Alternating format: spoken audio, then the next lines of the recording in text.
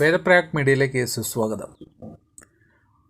വളരെ വൃത്തിയായി നമ്മൾ കുളിച്ച് നമ്മളുടെ ദേഹശുദ്ധിയെല്ലാം വരുത്തി, ആന്തരികമായിട്ട് മാനസിക ശുദ്ധിയും വരുത്തി നമ്മൾ രാവിലെയും വൈകിട്ടും ക്ഷേത്രത്തിലേക്ക് പോകുന്നു.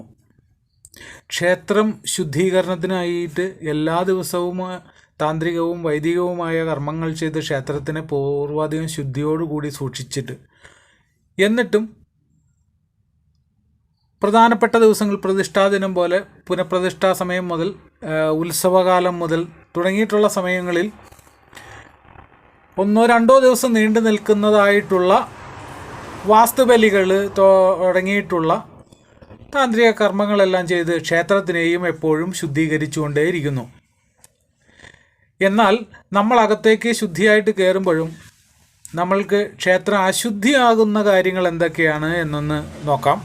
എല്ലാ ഭക്തജനങ്ങളും ഇത് അറിഞ്ഞിരിക്കേണ്ട കാര്യങ്ങളാണ്. ശുദ്ധി വരുത്താനായിട്ടുള്ള കാര്യങ്ങൾ അറിയാമെങ്കിലും ഇത് ഏതൊക്കെയാണ് അശുദ്ധിയായിട്ട് ക്ഷേത്രത്തിൽ ഉണ്ടാവുക എന്നും കൂടി അറിഞ്ഞിരിക്കുന്നത് നല്ലതാണ്.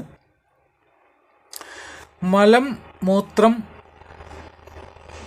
രക്തം, വിയർപ്പ്, തലമുടി, നഖം എന്നു തുടങ്ങിയ സാധനങ്ങൾ.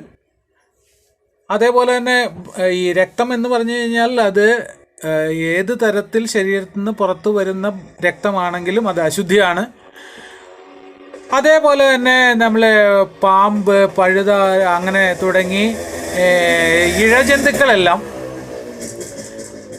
അതേപോലെ തന്നെ ചില ക്ഷേത്രങ്ങൾ ഒഴികെ നായ, പൂച്ച എന്ന് തുടങ്ങിയുള്ള സാധനങ്ങൾ,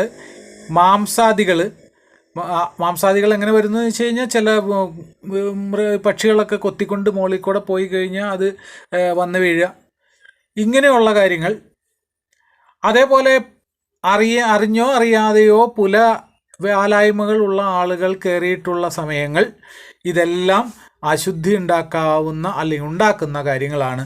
അതേപോലെ തന്നെ നമ്മൾ പല അശുദ്ധിയായ ആളുകളുമായിട്ട് ഇടപഴകിയിട്ടുള്ള നമ്മുടെ വസ്ത്രങ്ങൾ, അതേപോലെ കഫം, അതേപോലെ വിയർപ്പ്, അതേപോലെ എന്തിനു പറയുന്നു കണ്ണുനീരടക്കം ക്ഷേത്രത്തിൽ അശുദ്ധി ഉണ്ടാക്കുന്ന ഘടകങ്ങളാണ്, വസ്തുക്കളാണ്.